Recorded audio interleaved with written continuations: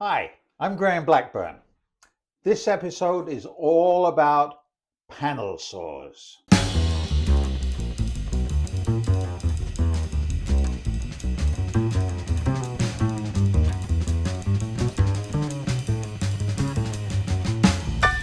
a previous episode, we talked about hand saws, those saws that consist of just a blade and a handle. And I mentioned that there were two basic kinds. One for cutting with the grain, the rip saw, and we went into detail about that. And another kind called the crosscut saw, which is especially developed for cutting across the grain. Now, typically, these saws are quite long. You can see that this one here, for example, this is 28 inches long.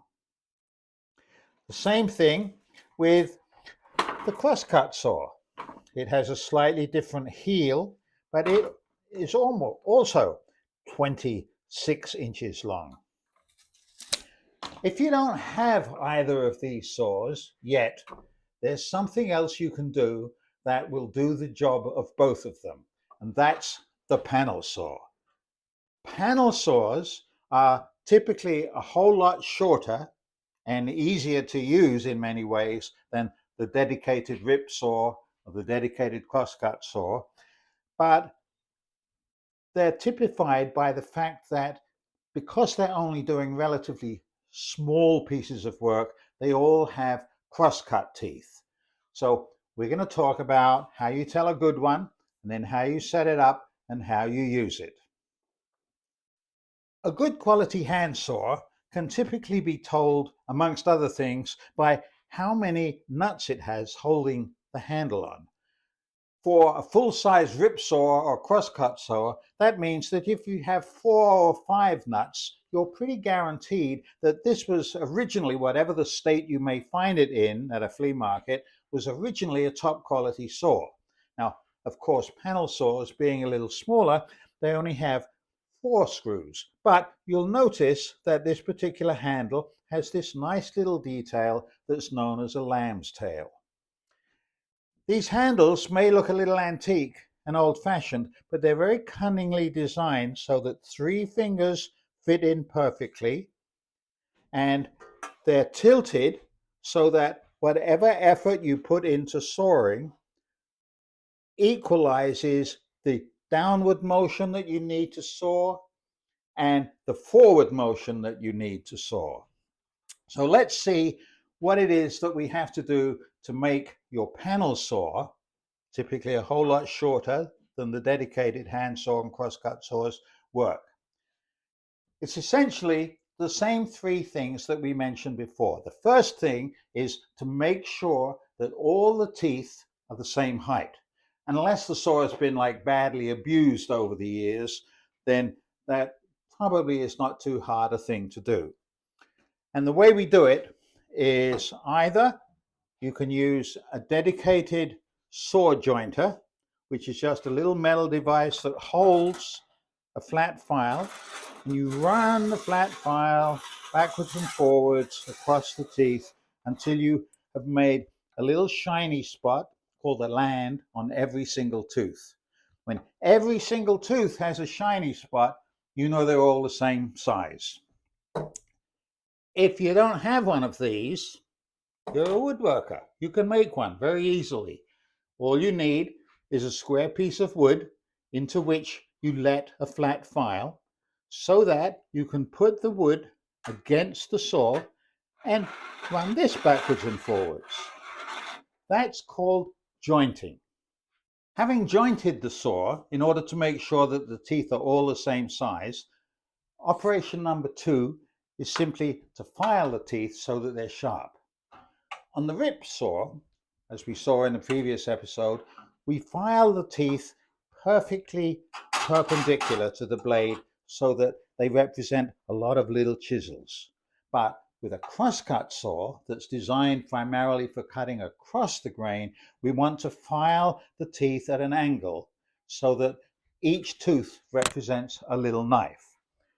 The easiest way to do that, until you get a little practice, is to clamp a piece of wood on which, using your sliding bevel and a protractor. You can see how I set the protractor to be at 60 degrees. And then I use that marking on here to draw these little lines. And these little lines give me a guide for the angle at which I have to hold the file. Two things to bear in mind. Not only must I hold the file at the angle marked on the wood so that I form a series of knives, but I also have to adjust the top so that it's a little less than perfectly parallel. That's called rake. And for all of you who have a bandsaw, I'm sure you're aware of the fact that the steeper the rake of a blade, that's the front edge of a tooth, the more aggressive is the cut. The less steep, the longer it takes to saw, but the smoother the cut. But for a panel saw, 60 degrees is just about perfect. So with the saw in the saw vise and the guide with your 60-degree marks there, you place the file in the gullet of the first tooth that's facing towards you on this side. And you simply, holding it just so that the front edge is almost vertical, you file until you've removed half of the shiny spot. Then you miss a tooth and you go to the next one, do the same thing. And you do that all the way down the saw. This may take you 10 minutes or so, but you don't have to do this very often, so it's worth doing it. When you've filed the entire length of the saw, now turn the saw around. Whoops.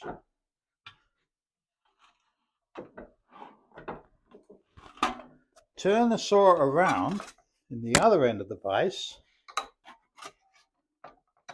Clamp it.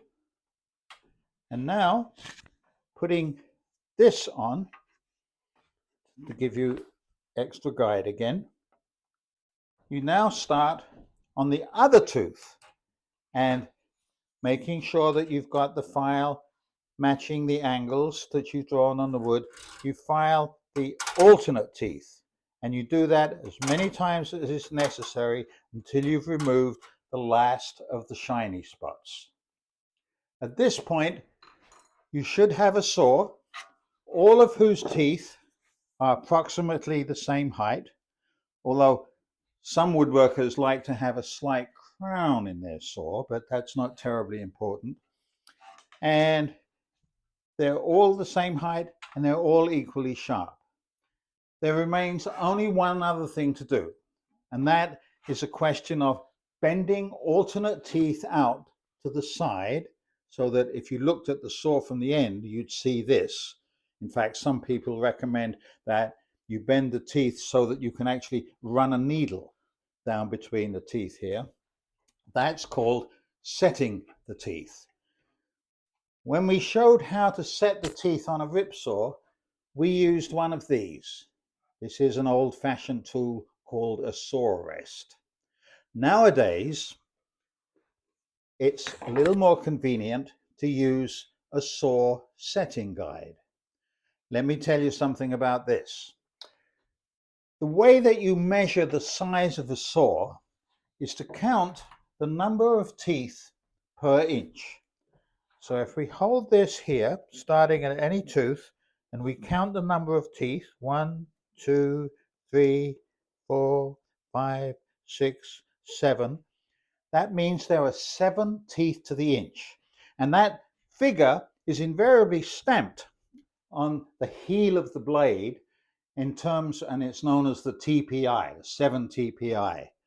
So with one of these, if you look closely, you'll see that there's a little anvil against which the pusher shoves.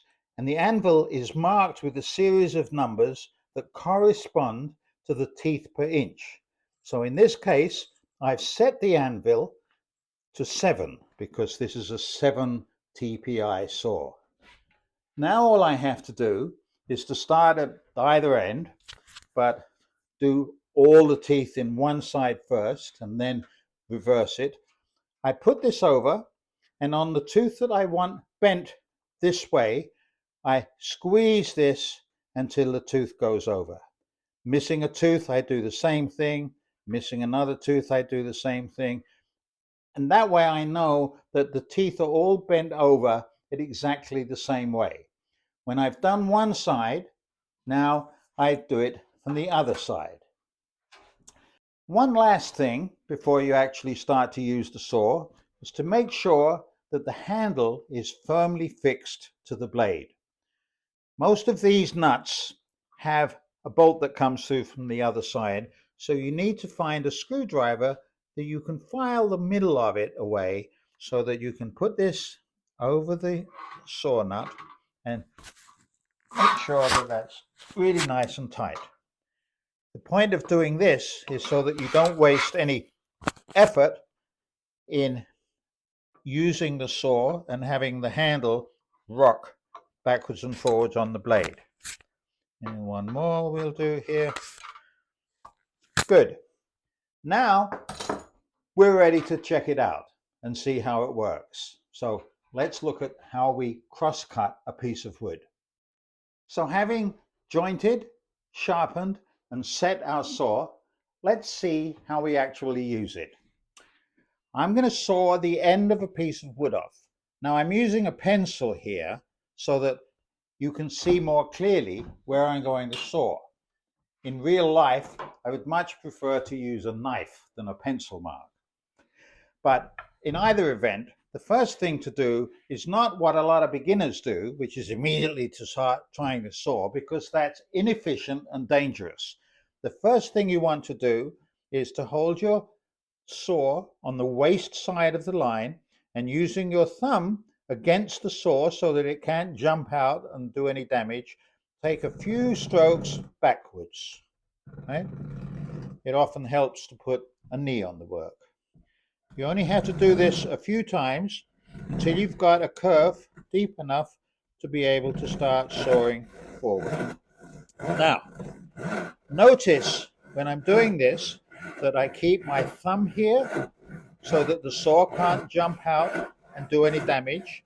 And notice how I'm positioned so that I'm directly over the saw and I can see equally both sides of the blade. That helps guarantee that the cut I'm making is perfectly vertical. And lastly, notice that I'm using the entire length of the saw. A lot of people end up sawing only using the middle, but there are teeth all the way from the heel to the toe, so use the entire length. And one last piece of advice is not to push. The saw itself is perfectly straight and perfectly flat and wants to saw in a straight line. If you push, you're more than likely to cause the saw to bind in the wood, and that's very inefficient. So all you do is with 3 fingers and a thumb to prevent any unexpected damage, using the entire length of the saw down on the waist side of your line. When you get close to the end, it's often good practice to hold the end of the piece that's sawing off so that the last few strokes don't break off the end of the wood, but you get a nice clean cut. That's how you use a panel saw.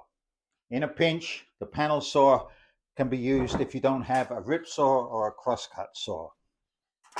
If you like that and found that helpful, don't forget to hit the subscribe button and come back for the next episode, and we'll talk more about some of these traditional woodworking hand tools. Thank you.